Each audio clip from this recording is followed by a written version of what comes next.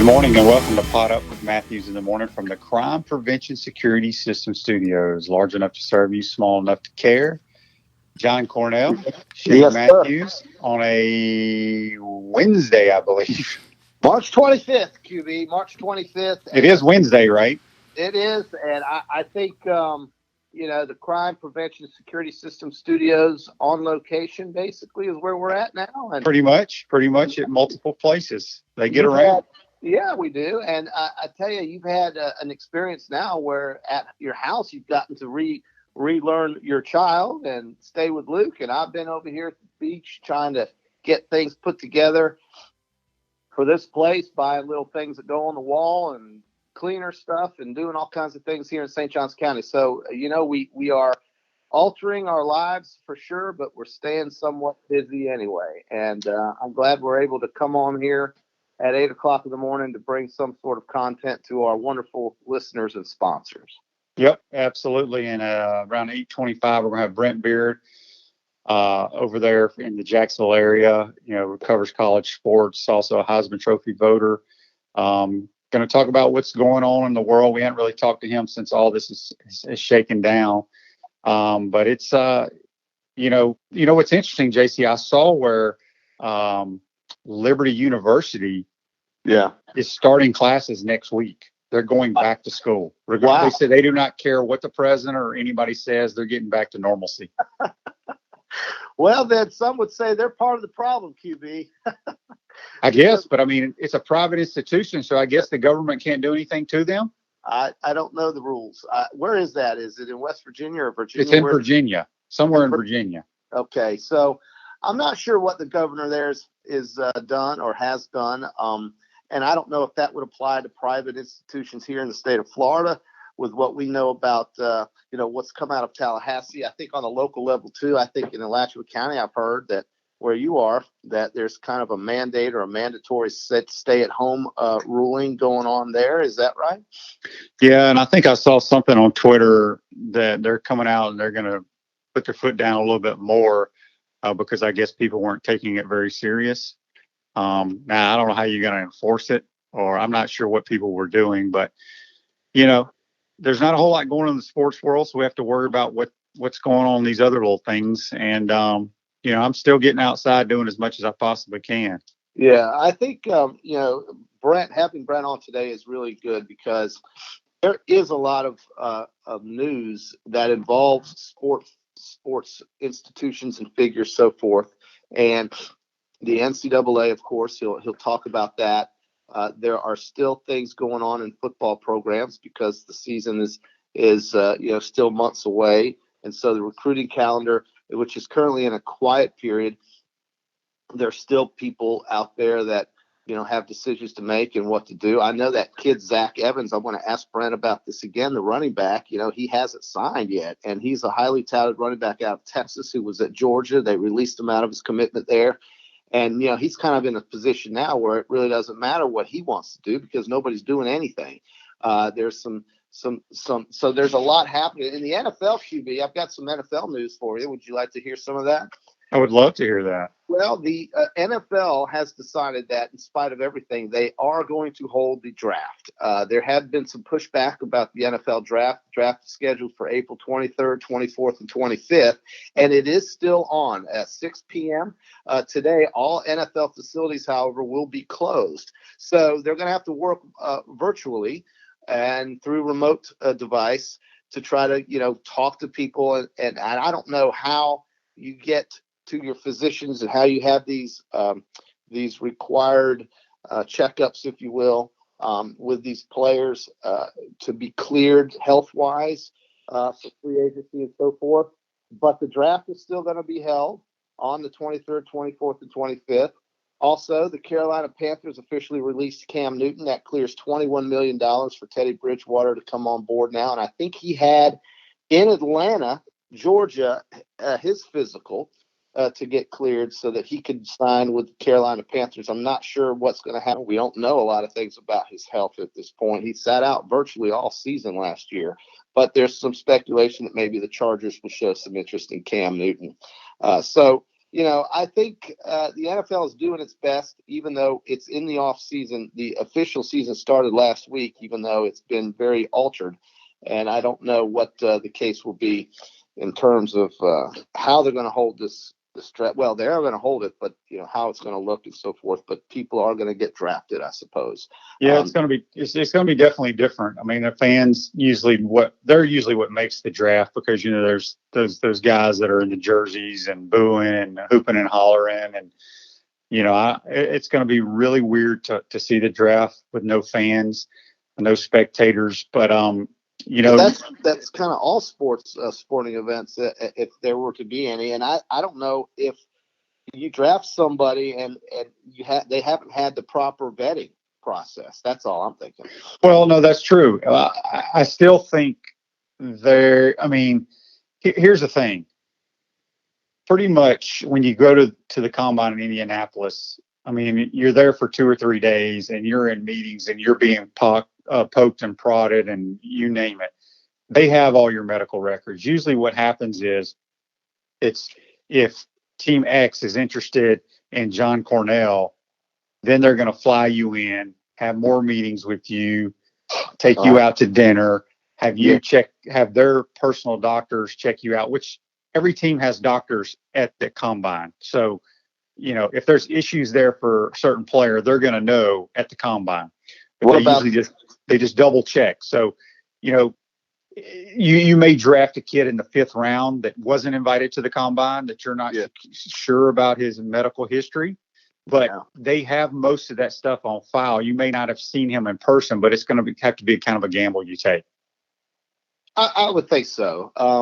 Another thing I learned yesterday, QB, as we went through the day, was at one point the ownership of a group of the Philadelphia 76ers and to a smaller extent the New Jersey Devils hockey team asked their employees, or basically told their employees, that they would be taking a 20% pay cut.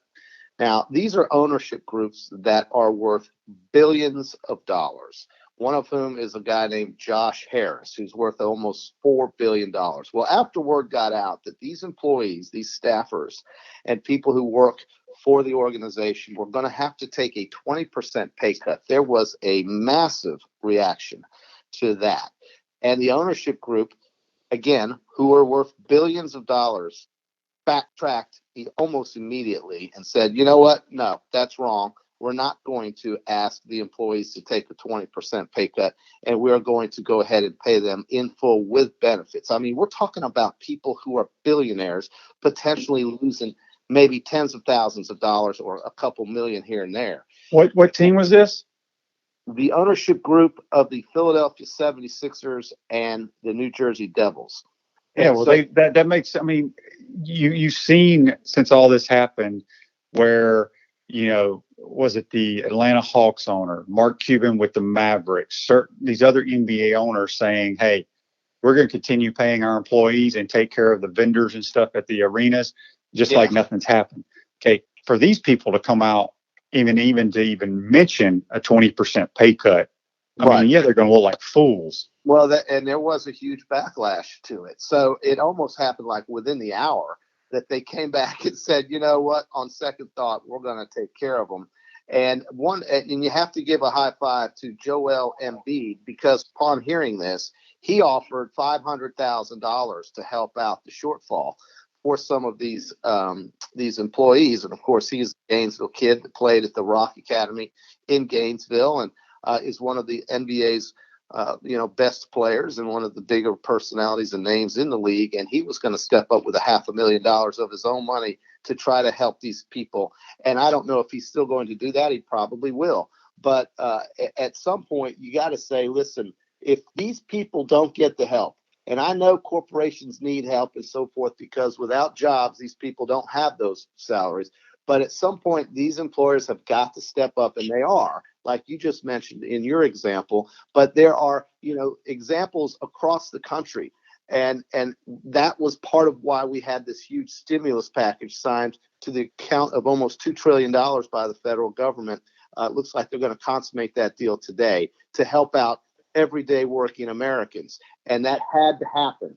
because the economy is on the verge of a collapse. And it won't matter what sports we're talking about, because nothing's going to happen unless money gets to people's hands and quickly. So I think it's a good sign that there are people doing things that are going to be able to allow some sort of normalcy in terms of income continue. I hope we see a lot more in this case. But in the sports world, it's nice to see that that there is accountability to these billionaires and millionaires and so forth, because they have a responsibility to keep their employees whole during this this crisis, because through no fault of their own, employees shouldn't have to bear the cost and the brunt of all of this when it is just not there for them.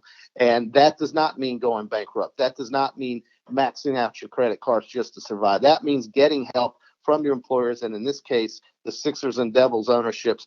Shame on them for the initial thought, but good for them for changing their mind almost instantly. It's just a shame that it took an outcry, a public outcry, to make that happen. Because to think at first that you're going to cut your secretary's salary 20% while you're sitting over there on your island after you got off your 85-foot yacht is absurd. It's outrageous, and it's pretty disgusting, and I'm glad that that's not happening.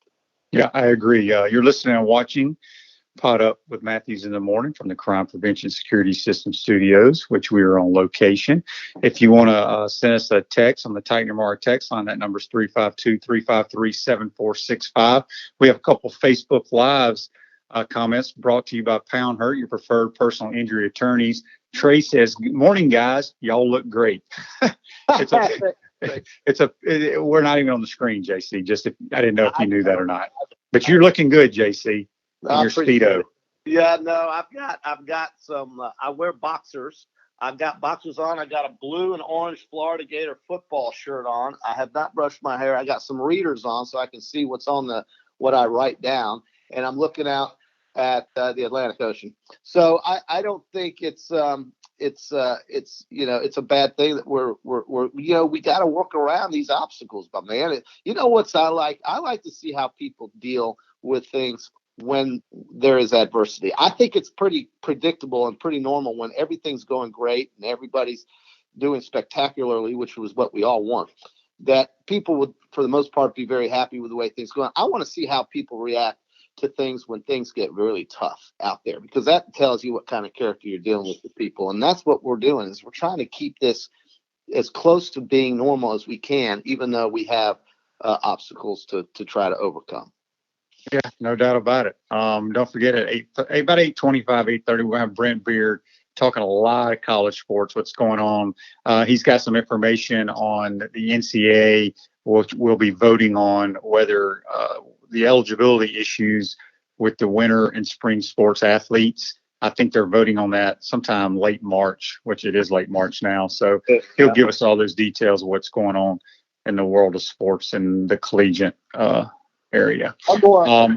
Go ahead, JC. I just got one more NFL note for you. Of course, some of the highly touted NFL free agents still out there include Jadeveon Clowney, who was former South Carolina lineman, played in the SEC, of course, and played as a fill-in at Seattle after being drafted by the Houston Texans. Well, he is still out there available, but he's only played 16 games in the season once in his career.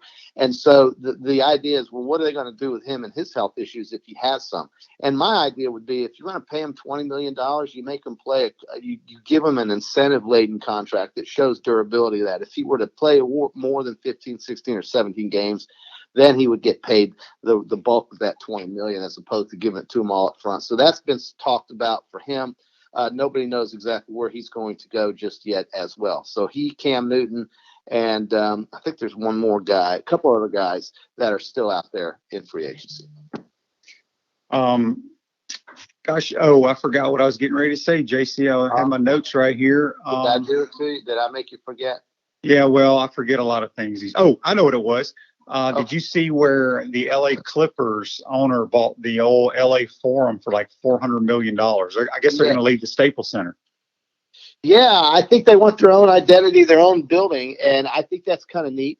Certainly, they can retrofit that place, or fit that place to current standards. That was a great place in Inglewood, California. Lots of memories there with the Lakers and Showtime and so forth. And I think that's great. I think his name is Steve Ballmer. I think he was the owner. He is the owner of the Clippers, who formerly was a one of the three that started Microsoft, along with Bill Gates and gosh, what was that guy that owned the Seahawks who passed away?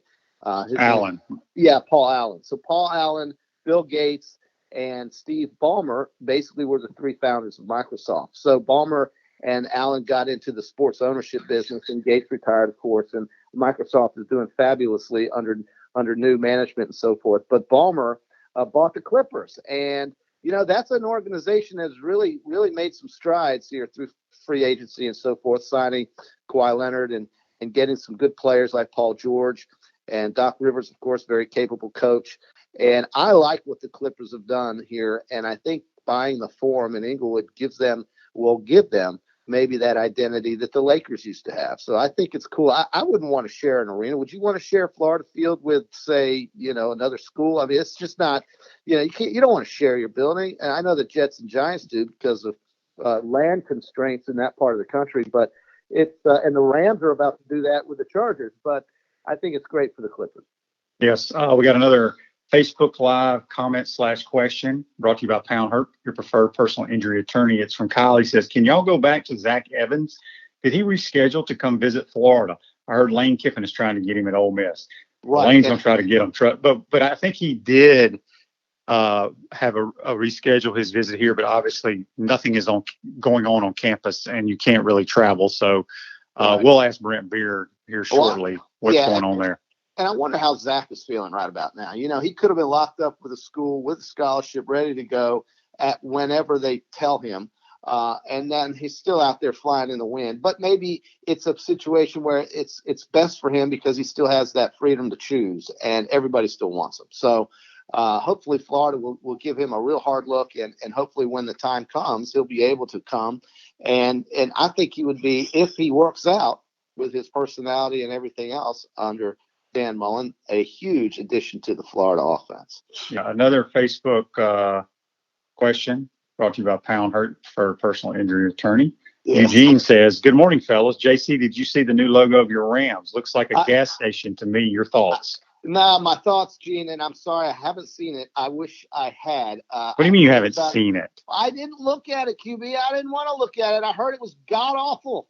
I heard it was terrible. I don't want to look at it. My Rams, I mean, what are they doing? What happened to the yellow horns, the golden horns? I'm anxious to see what their new uniforms look like. Yeah, and that scares me too. I don't know what they're trying to do. I don't know why they want to look like an XFL team or something like that. I'm afraid. I'm really afraid of what the Rams are doing with their uniforms. This is very troublesome.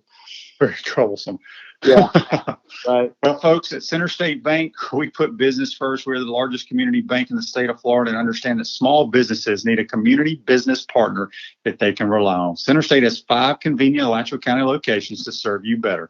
To learn more, visit centerstatebank.com. Center State Bank, member FDIC. Before we go to break, Taylor, because we're going to get Brent Beaird on early because he's got a lot of good information, let's go ahead and get our it's really not a play of the day now, folks. It's kind of what happened this day in sports because we don't have any plays. We don't have any plays of the day, but it's brought to you by your area rug masters. Receive a BOGO rug cleaning when you mention the code Shane or JC. Call them at 352-448-5999. That's the play of the day, which is brought to you by your area rug masters. And today, on March 25th, 1934, it was the first Augusta National Invitational Tournament, which became the Masters. Wow. Where Horton Smith wins on a 20-foot birdie putt on the 17th hole with a 1-stroke win over Craig Wood. JC, were you tuned in to Jim Nance back then watching that?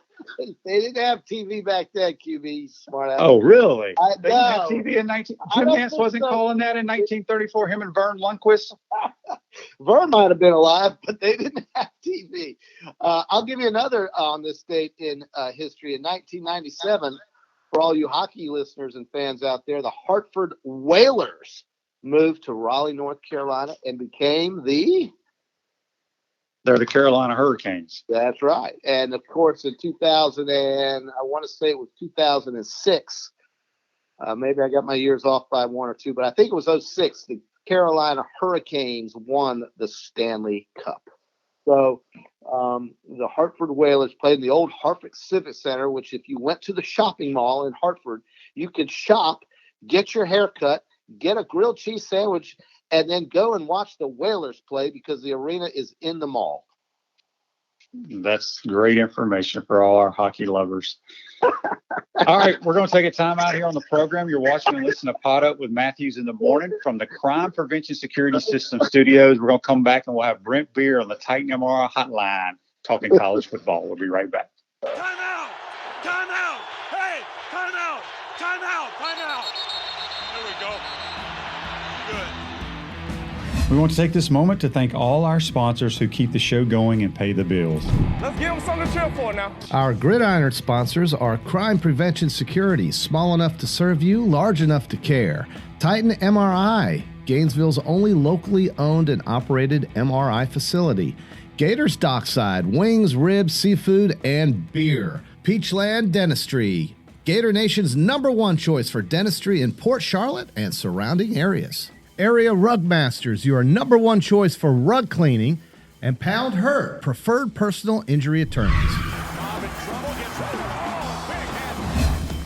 Our touchdown sponsors are Radware Promotional Materials, Doreen Wiebe Realtor, Caldwell Banker M.M. Parish, Gator BTW, Campus USA Credit Union, Celebration Point Town Center, Miapa Latin Cafe, Davis Gainesville Chevrolet, Okita America Martial Arts and After School, Tropical Smoothie Cafe, The Keys Grill and Piano Bar, UF Mover Guys, The Digital Mortgage Guy, Adams Ribs, Cloud9 Spa, Wrap Spot, Coldstone Creamery, Gator Dominoes, Celebrate Primary Care, Center State Bank, and Style Cuts.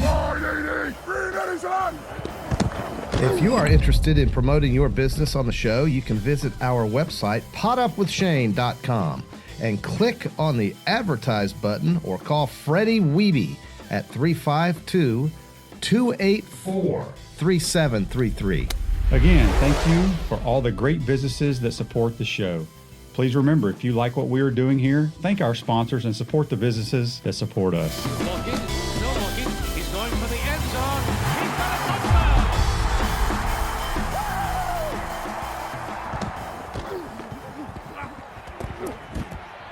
Welcome back to Pot Up with Matthews in the morning from the Crime Prevention Security System Studios. Large enough to serve you, small enough to care. John Cornell, Shane Matthews coming to you from different locations. We're going to be joined now on the Titan MRI hotline by College Sports Today analyst, First Coast News football analyst, and Heisman Trophy voter, Brent Beaird from over in Jacksonville. Brent, how you doing, buddy? Welcome to the program. Guys, well, good to be with you. Even though we're not playing games or even having spring practice, there's still plenty to talk about. No doubt about it.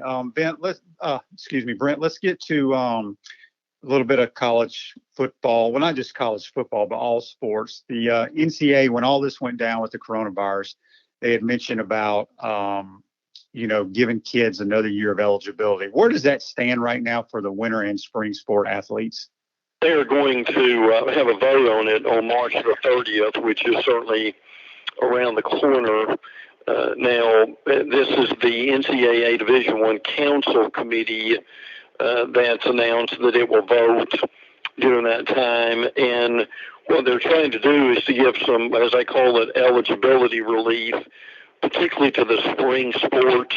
And again, in our world, oftentimes spring sports is classified as baseball and softball, but you've also got the golf and lacrosse and rowing and tennis and track and field, et cetera, et cetera. So there's a lot that's involved with this. Guys, but there was some thought that the winter sports may be involved with this. My understanding is it will be more the spring sports that will get the relief in the winter because, for instance, in basketball, they pretty much played their regular season schedule, got to the tournament, then it was canceled for the conference, much less the NCAA. So the thing we're looking at now is to have extra eligibility for the spring sport. Now, I know it's March 30th, but guys, we'll not be shocked if somehow this is delayed a little bit further. There are a lot of issues here that we won't get into all together, but from a coaching standpoint, you're talking about what's fair for everybody. You're talking about roster management. You're talking about freshmen coming in. So while I think it's a good idea to look at it, I think they may need to look at it a little more than the time's been allowed. JC? Brett, the recruiting, talk a little bit about on-campus and off-campus recruiting. How are the schools dealing with this? Well, it's been suspended on campus and off campus through April the 15th, obviously because of the threat of the virus. Now, guys, the reality for this is that may even be, and I could see that being extended even further to go along with that. So at this point, really very little going on in recruiting.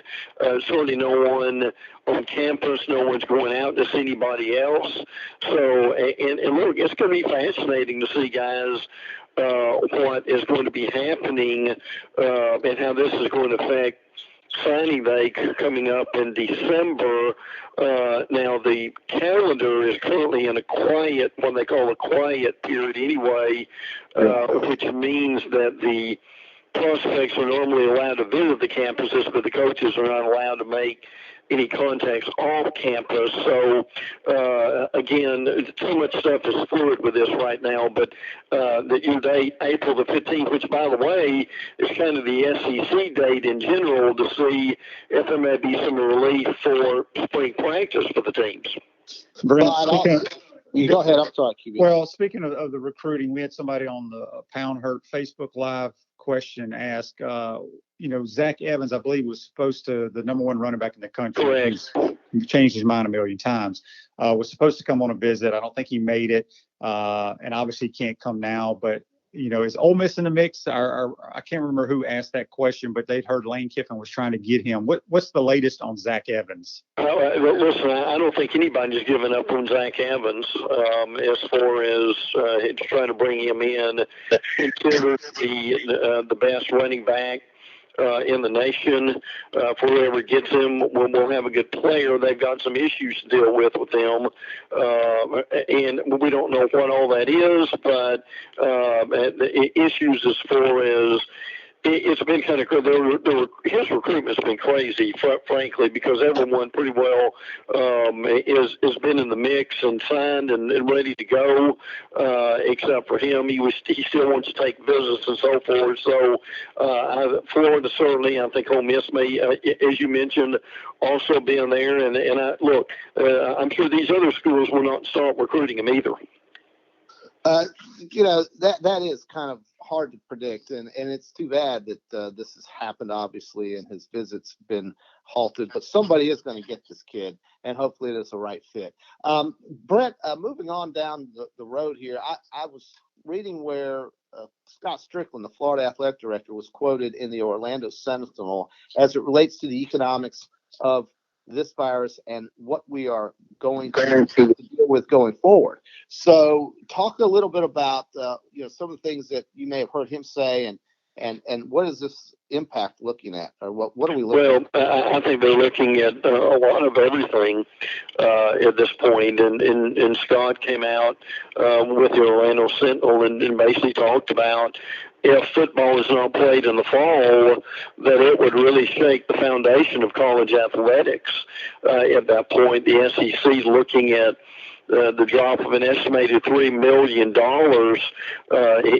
at this point. And guys, the two things to really keep in mind here are, number one, and I know there was some insurance involved with this, and we don't have all the numbers with this yet, but you're talking about, number one, not being able to have the NCAA tournament. And then you talked about, look, if the season, for whatever reason, is either we don't have it or it's delayed, that's going to mean more difficulty with that too. And I give Steve Berkowitz credit for this. He had a tweet earlier this morning that talked about in this year that the revenue direct distribution to D1 conference schools is estimated to drop by $380 million to $668 million. I mean, it's hard for us to wrap our mind around something like that. But I think these athletic directors are being smart guys. I think they've got several plans in place. We've heard everything from plans for. What if they don't play at all? What if they don't play but maybe till October 1? What about maybe only playing conference games? So, this is great reason for everybody to listen to the experts and stay inside so we can have a complete season here. But guys, other things that you got to keep in mind here too, and this is a great point that someone raised.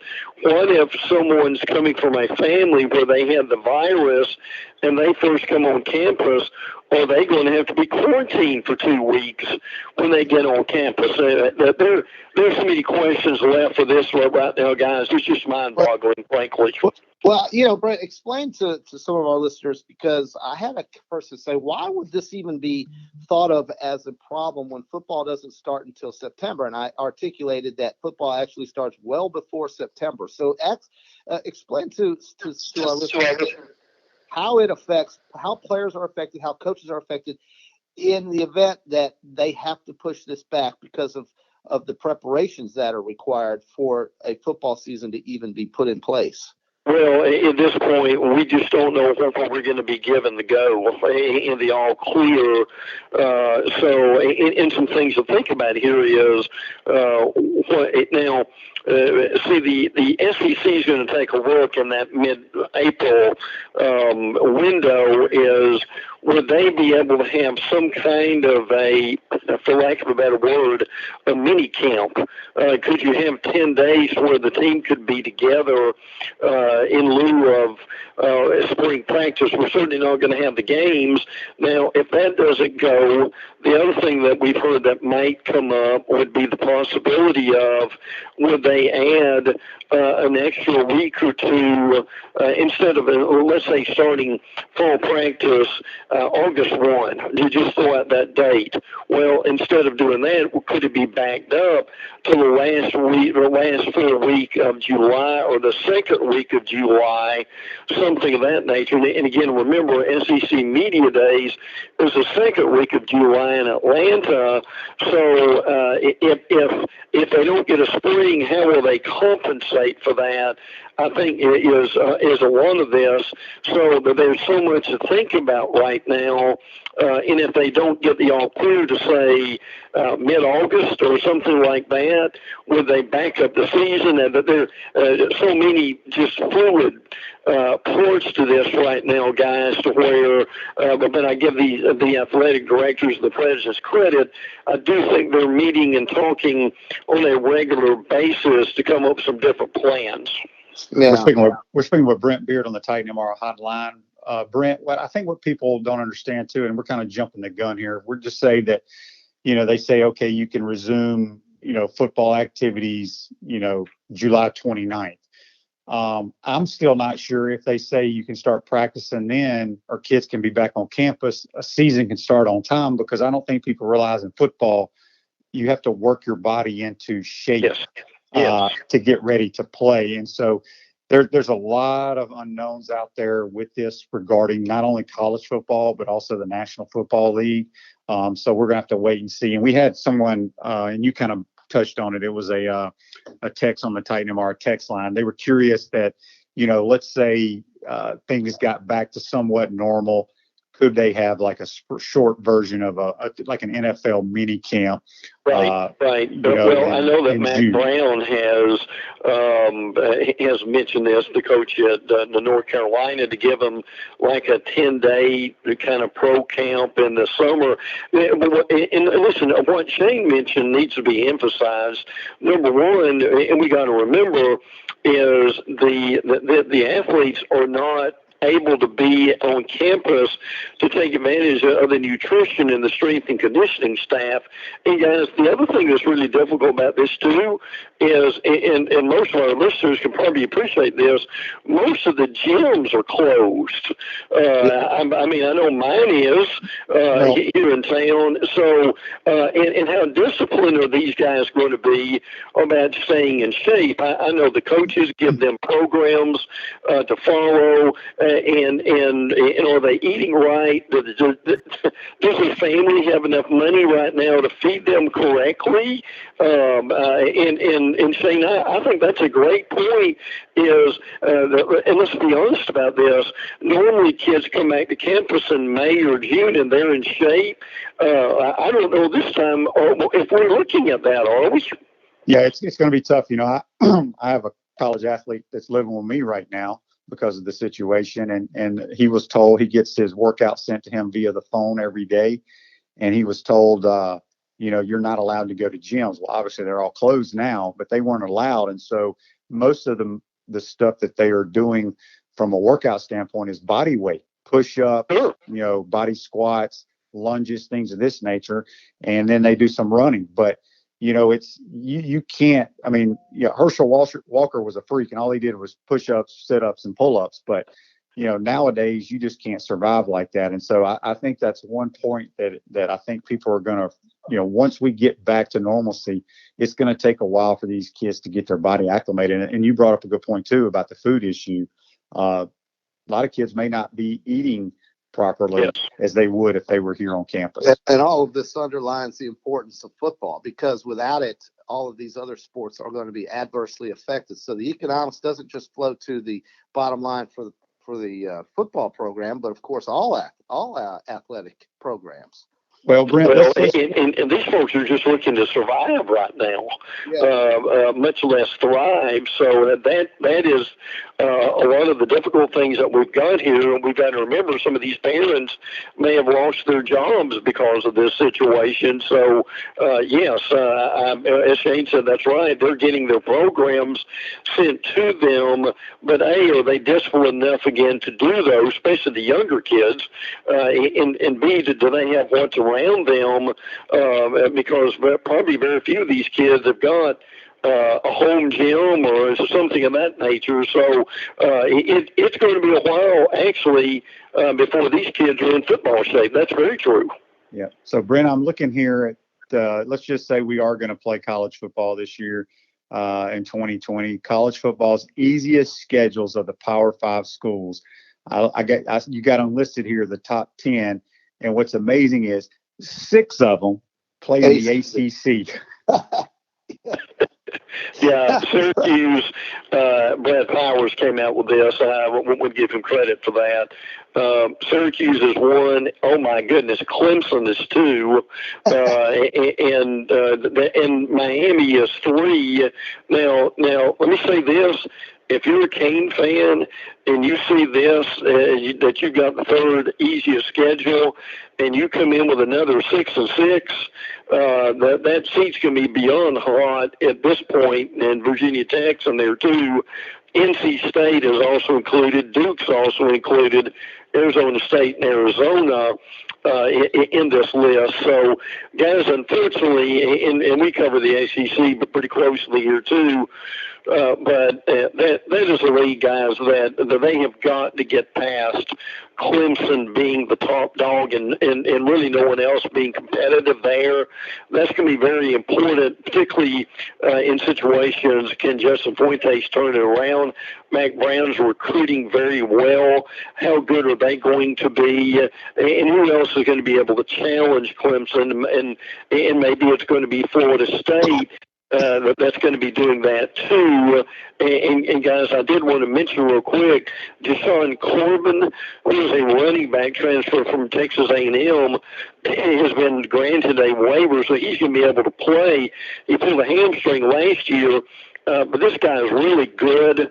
He's a redshirt sophomore, and they've got pretty decent depth at Florida State in running back. But people may have missed that yesterday, but that's going to help them coming up this season. Brent, let's go through some of the SEC teams that we have that you've noted here in this week's edition of your presentation. Starting with Alabama, go through some updates on some of these SEC teams that so for our listeners. One guy to really look for is Jalen Waddle, who is coming back. Just absolutely unbelievable speed. If Henry Ruggs was fast, Waddle's even faster than he is. So it's going to be fascinating to see, guys, how they're able to package him as a punt returner, and how many touches that he gets this year is going to be very important. And also last night, Nick Saban came out with a kind of a PSA encouraging folks to stay home and listen to the experts. So you're seeing a lot of coaches do that now. When you look at Arkansas, I think a lot of our listeners know about Felipe Franks going over there as a transfer. But it looks like Arkansas and Sam Pittman, he's really reached into the transfer portal. Talk about some of the guys that he's gotten there. Yeah, they've gotten Levi Draper, who is a linebacker from Clemson. They've got defensive back Jerry Jacobs from Oklahoma. They've also got kicker A.J. Reed from Duke. I give Sam Pittman a lot of credit. Look, Pittman's one of the better offensive line coaches there is anywhere, and they will eventually have a very good offensive line. I hope for Felipe Frank's sake that they have it sooner than later, frankly. But they are getting they're getting healthy, and I do think, guys, eventually that he will turn them around. Does that mean they're going to win the West? Probably not. But at the same time, that they will certainly be better over time than what we've seen lately. Stay with the A's and tell us what's happening on the Plains, Brent. Auburn has been talking lately.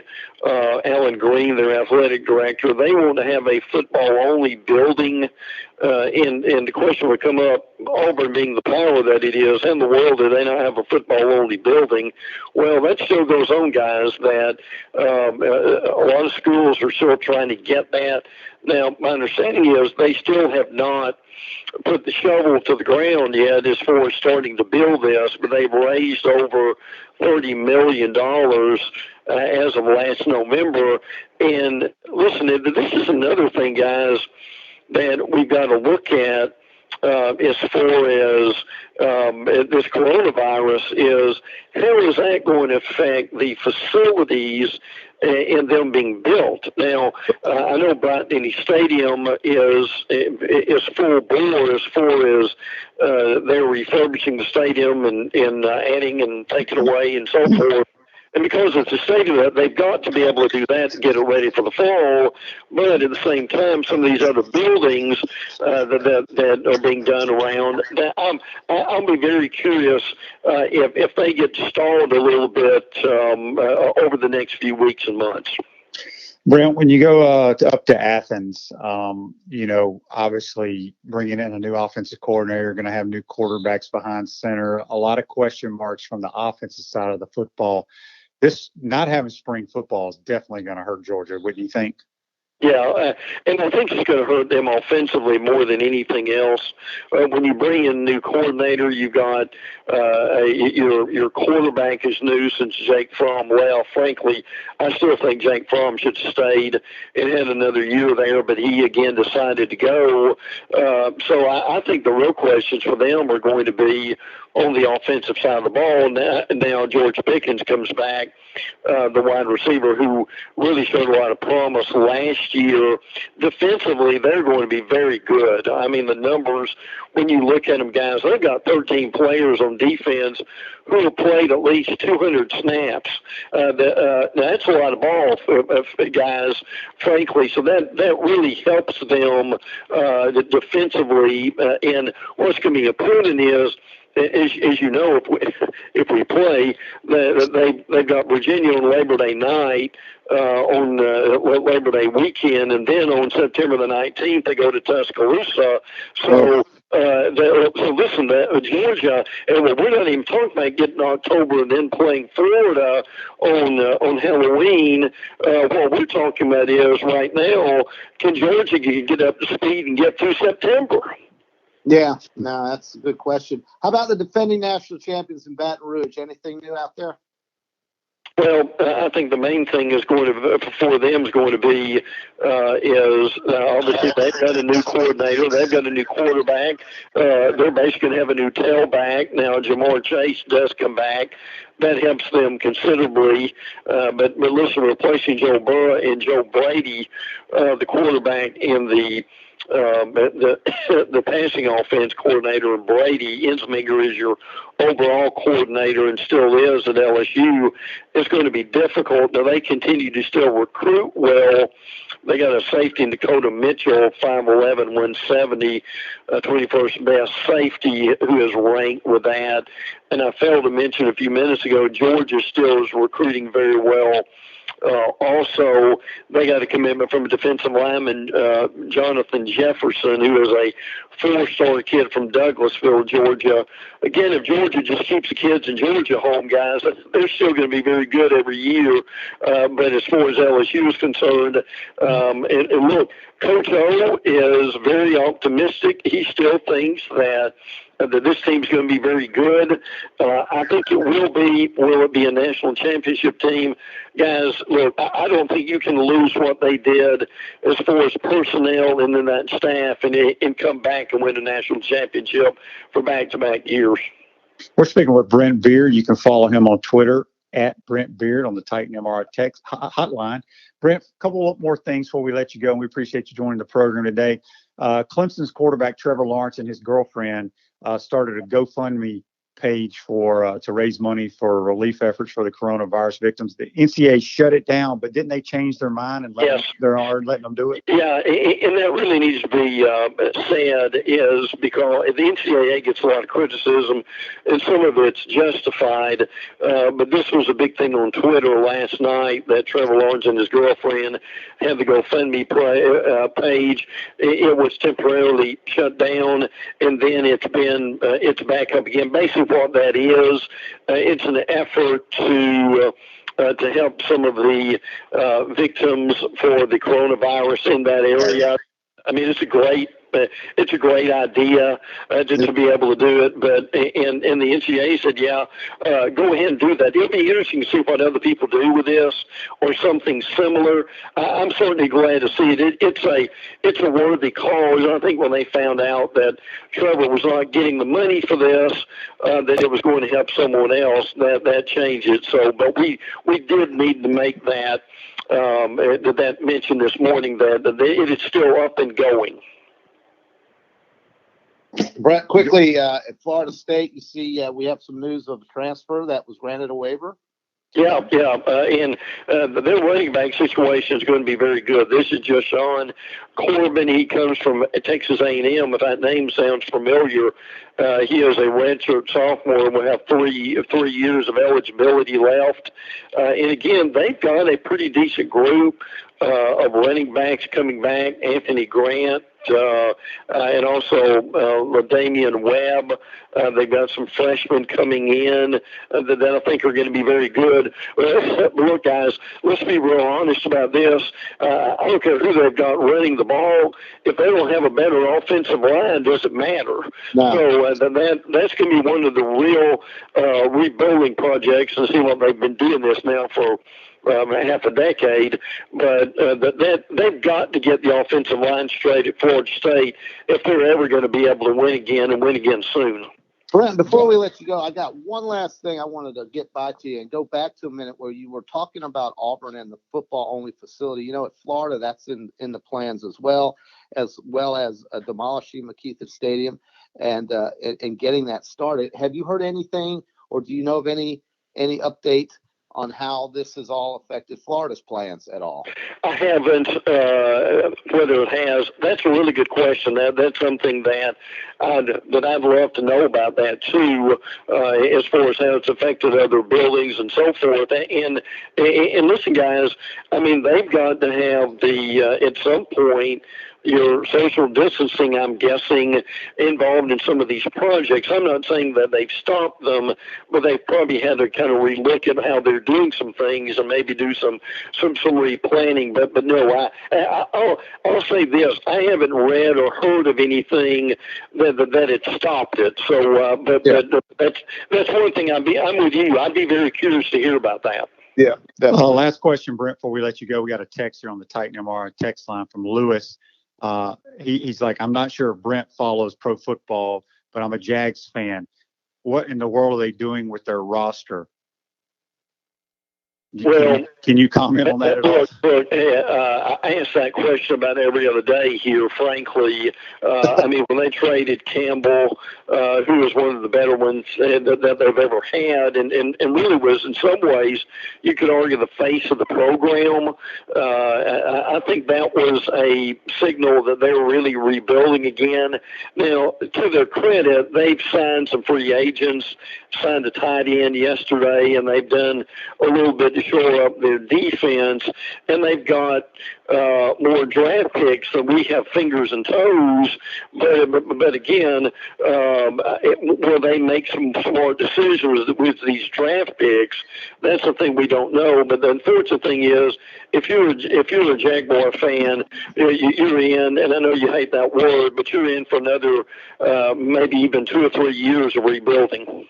Yeah, no doubt about it. Well, Brent, that's great stuff, my man. Stay safe over there in Jax, and we'll talk to you soon. Appreciate you joining us. Thank you, guys. Take care, okay?